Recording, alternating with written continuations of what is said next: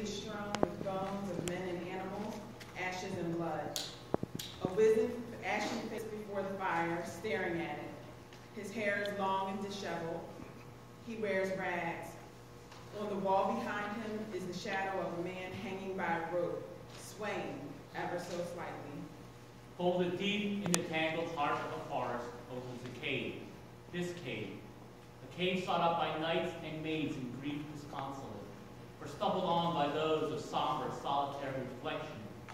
And all who slunk toward this grim chasm meet a hermit, clad in rags and dirt, staring blankly into a cool, glimmering fire, waiting the next pilgrim's arrival.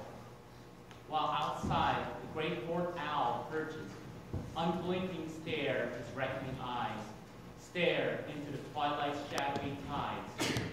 From his pitiless gaze, no creature escapes, no thoughts unchecked, all flesh quakes. Prey and hunter, object and will, dance unending, toe to heel. And so, the rising nighttime lays its weary shoulder on hunter and prey, and neither from their heaving breath finds solace till comes the thoughtless death. The knight enters the stage, sword drawn, and stops at the entryway of the cave. Ere long the night comes, the setting sun unfading man, he comes to this rough cave. This dread hole comes in search of a man, a friend, a voice, but only hears the baneful horned owl's shriek. The shriek of a horned owl is heard off stage. And there, the knight decries his quarry. There, upon the knotted rope and hang, he looks upon death's face, the wide-eyed awe, grief's swollen cheeks, fate's salt-streaked lines. As I was told, it's true, it's true. It's just as he described, that fearful stranger, who I stopped in a panic run from the maleficent place. He wore a broken noose around his neck, yet had no wound, nor cut, nor tear. Laid in his flesh, but his mind was rent with torment. He shivered uncontrollably, in extreme fear. A wild-eyed terror shook the voice from out of him. When he finally coaxed out his tale, he told of their visit here. To the corrosive den, he and my friend here, where they met an ancient who, with cutting speech and wounding words, plucked from their breasts all hope, and so persuaded both to put an end to living sorrow and seizing death. My friend, he said, without delay, gave forth his living breath upon the rope, and seeing this horrific deed, the stranger panicked, and ran, until I stopped his withering legs. So seized with fear, and stranger would not come within the caveman's gaze, but only tell me of the pathway here. God, you never let his charmed speeches hear. He cried, before stumbling off fear. It's true, everything he said is true. The horned owl shrugs its speckled mane, while the knight's face pales, and grief twists into frowns of rage. He steps inside the squalid cave, inside the air of rotting flesh, a fetid corpse, corrupted breath. He falters at the curl of fume just a moment, then leans ahead, this everyman, in spite of every instinct. He must now see, must know, must look, for he must challenge all, even purpose. His eyes come down upon the cavern's homely lord, and with rising anger raises his sword. You there, wizard! I see you there. Don't move! Commands the knight. It's you who stole the knight's last breath, and now I come to read your dire judgment, death. The hermit slowly turns his eye upon his surly guest. Strange man, why come sword drawn? He growls with annoyance. What threat am I to you? To you, steel draped and weapons wrapped, while I in rags and dust sit here unarmed, unarmored, one, alone. You in manhood's bloom, and I in stiffened age. You who wear the vestments of authority, power, and prestige, and I who wear the scabs of poverty. What fell stroke am I to harm you with? The hermit returns his gaze to the fire. That strange mortal, who fears me is a fool. No man dispatched my friend. But a fiend, a demon steeped in the magic arts? What magic wields this impoverished frame? No devils wait upon me here, no witches brew for me. What magic stones, what mystic ring do I possess? I've none, none but eyes and words to see and say.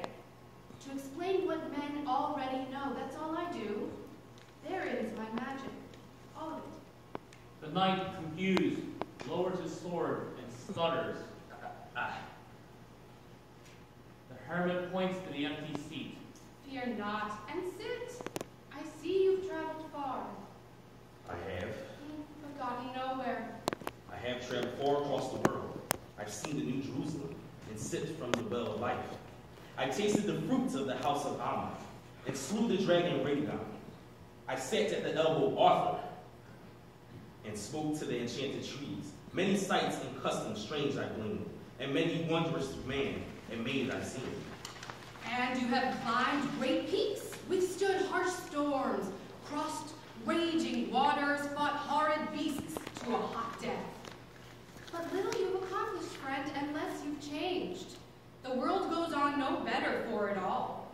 The orphan still cries out at night for a parent's love, while you thrash recklessly at ghosts in the forests. Here, sit with me. From his perch, the great bird's tufted hood pivots over the tangled wood. His dismal outcry shakes the air. The shriek is heard off stage. The knight jumps, heart pounding. He begins to reel, the fetid odor, the hermit's voice, pressed round his throat. He cannot breathe. I must be going. I must. Keep moving. Breathe. The knight, bewildered, turns to leave this desolate place, but stops upon the hermit's question. Go where? There is nowhere to go. Movement. It's an illusion. From Jerusalem to Babylon to Rome, you move, but always find your eyes above the same 2 feet.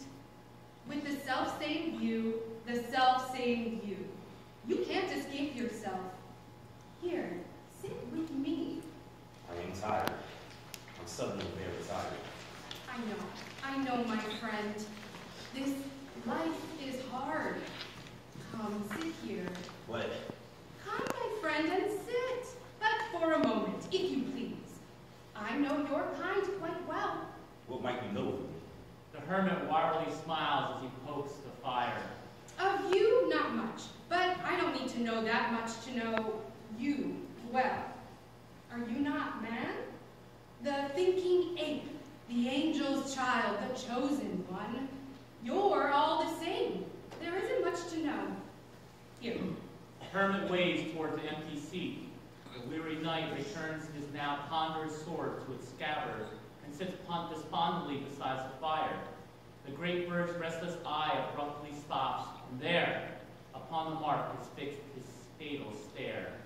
What do you know of men?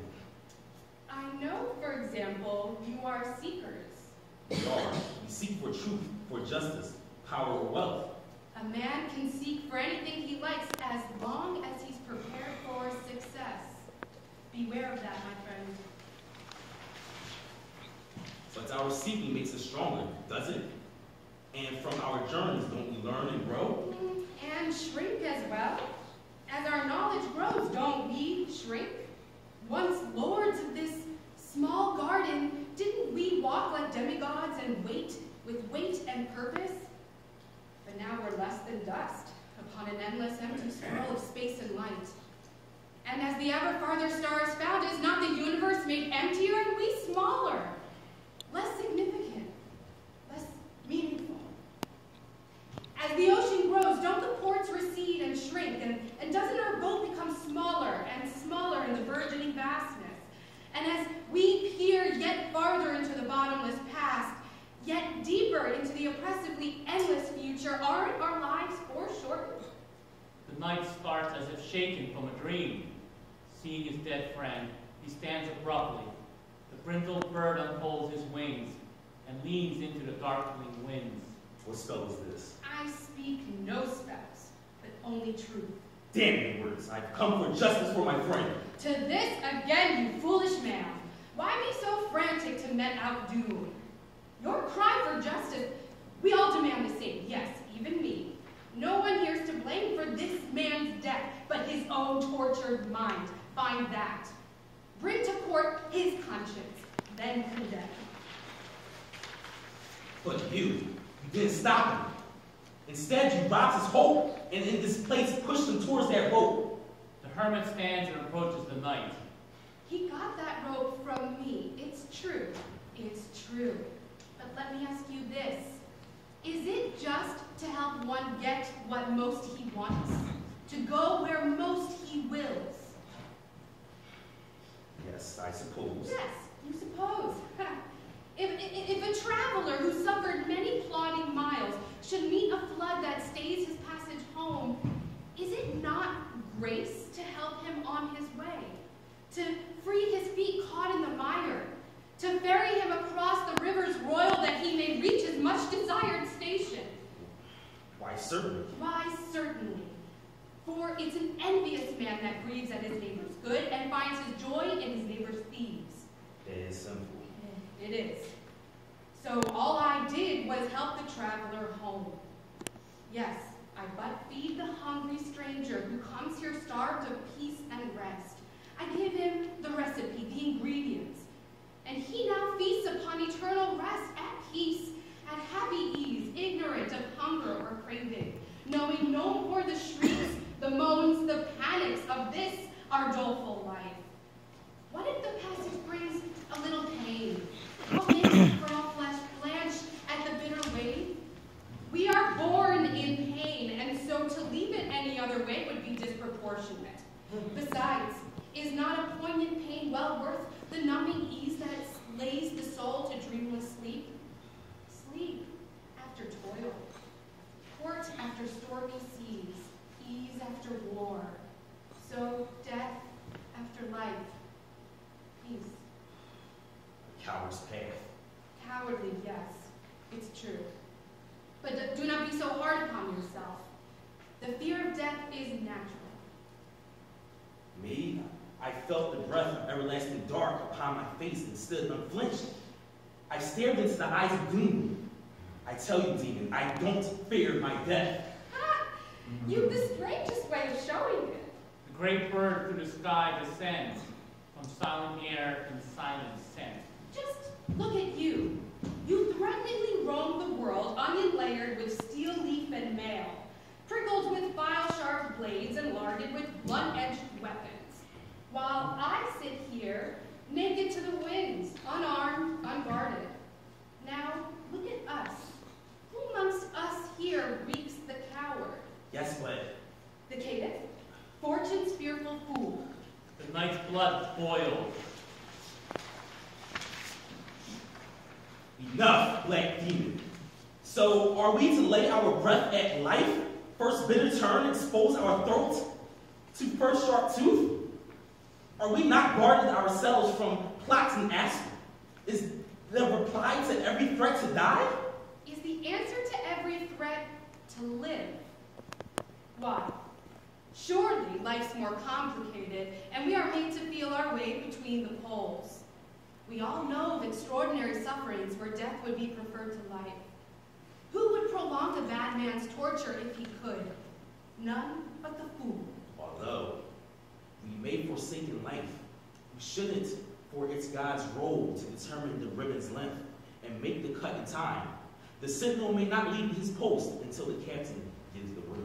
Yes, but he who appoints the sentinel to his place gives him license to stand down upon the morning drum. But surely that's not God's intent. Oh, naive man. What deed is ever done in heaven or this earth that's not the will of God? What can we say without his nod? What deed without his word? What thought without his smile? Does he not script it all? Did he not make us, give us life and reason? Grant us sense and eye to think, to move, to act. Our times in this eternal book of fate are surely written, including our unyielding expiration. Who then presumes to know his destiny or his scheduled end? None, so God's decreed. So when the unwound hour is come, let none ask him whence nor why. It's done. The night, a sudden feels a weight oppress his soul.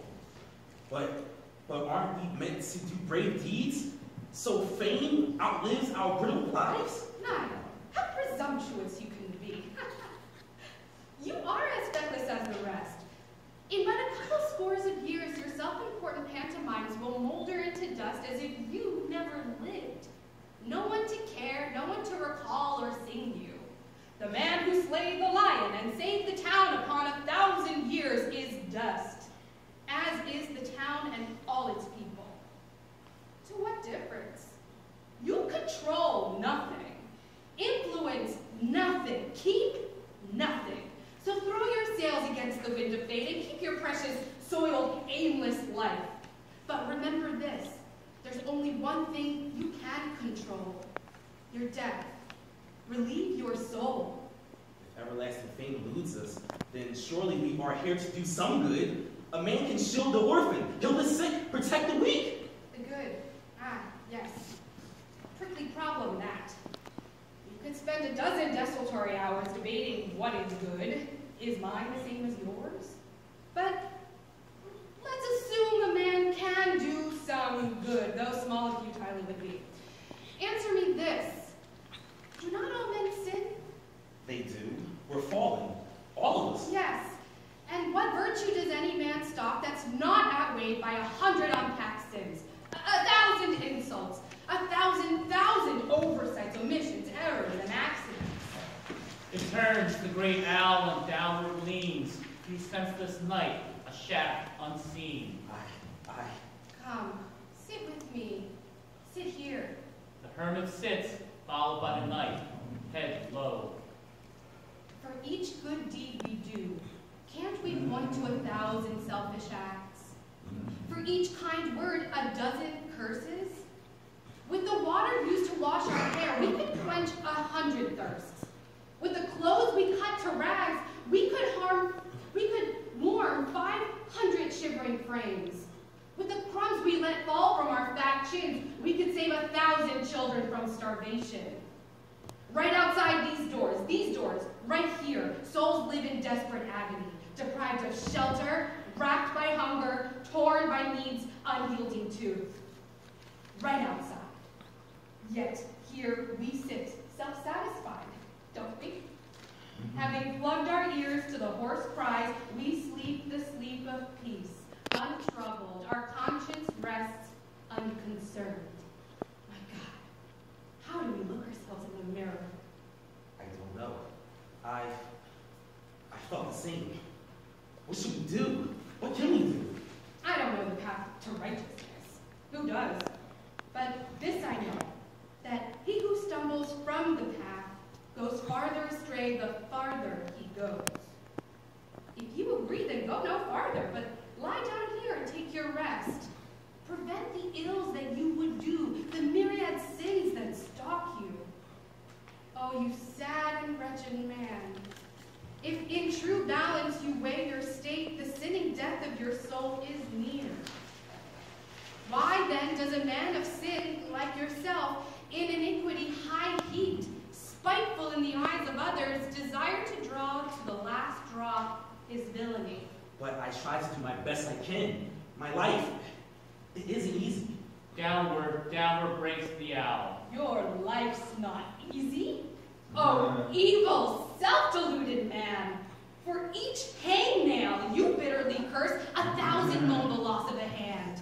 And even though your fate be unsteady, 1,000 others fall upon the rocks and eat life's sorrowful tears. What are your petty pains and wants and wishes to the anguished cries of 1,000 million? Are you deaf? If you've no ears, then borrow. Don't talk to me of your sorrows. Your shallow complaints are a selfish disease that rots, black your soul with cancerous leaves. Are you simple, ignorant monster? I have. I lived in mean and selfish life. Yes. Now look at you. Yes, really look. Know who you are and what you are. Isn't it law? All flesh must die. If what must be done, then isn't it better to do it willingly, purposefully, intentionally, rather than linger, sipping at the virulent trough until the dregs of sin be emptied out?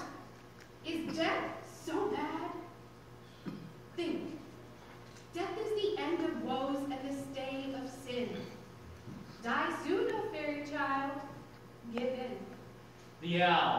sharp, unflinching stone, the night in torment moans. The lights becoming glare. Leave me, blind these eyes. Come, moonless nights. Enfold my naked ugliness. Conceal these hands, these eyes, this heart of wretchedness. So the light no more reveals their festering sins. What have I done? Not done. What is this life that leaves no sinful unfinished, no good fulfilled, just strife? Although we raise our cups to virtue and springs, we don't. The rancid wash, lick the poisonous stains. Oh night, oh dreamless night. Wrap me in the forgetful cloak from sight until I'm unseen, unknown. His fatal talons drawn come forth and rip the shivering air on course. Come, my friend, be done with it. Be done with all. The hermit's words pierce deep, the knight's raw heart, knowing all were true. Of the suffering and sin, be done. Of the pain and hurtfulness, be finished. Seek out the peace of death. Seek death unerring, death unweighing, death unknowing death.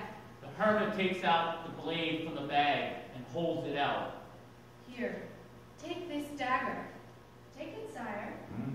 Your hand knows what your heart desires.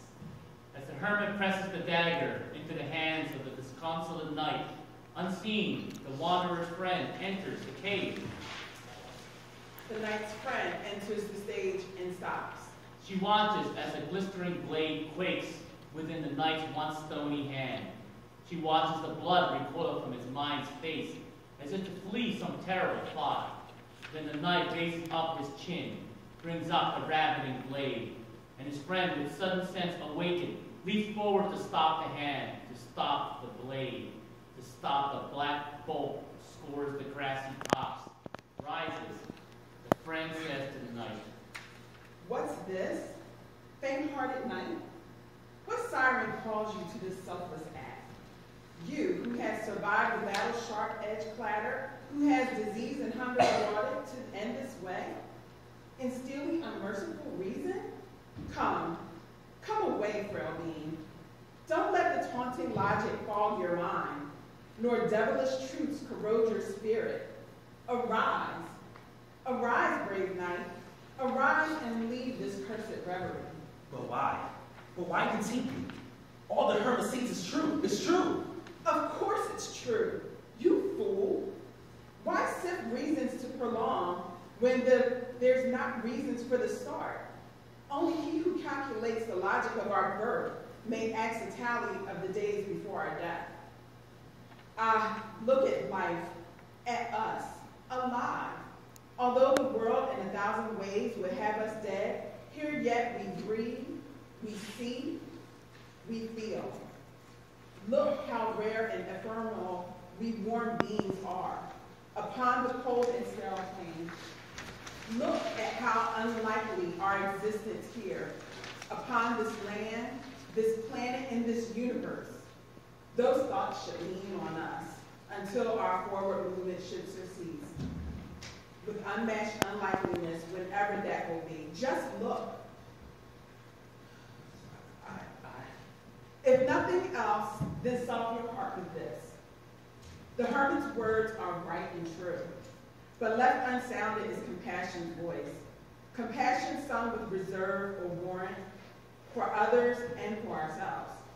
So drink till drunk life's bitter cup accursed, and though you do your best, forgive your worst. The same holds true for every man. Now quench your thirst on that and stand. Hollow-handed, the horned owl draws and surges toward a deepening call, and so the knight on wobbly stilts is raised, supported by his friend's more grounded legs, then leads the fading man towards sinking night, leads the night towards morning's light. The knight and friend exit. The mottled bird hard beats its wings, and towards the deepening night he swings. There, from Aurora's blue-black skies, where fading stars match ravening eyes, powering wings crash the air, rising towards its lair. The bird draws out its plumed cape and lights upon its perch to wait upon the rising day, dawn, the day, to watch till darkening skies hold sway. Then he, beneath the great owl's sleepless eye, then he, the sunless hermit, curls his lip, he sighs upon the licking flame. And spinning failure's thread upon his mind, takes up the unstained blade.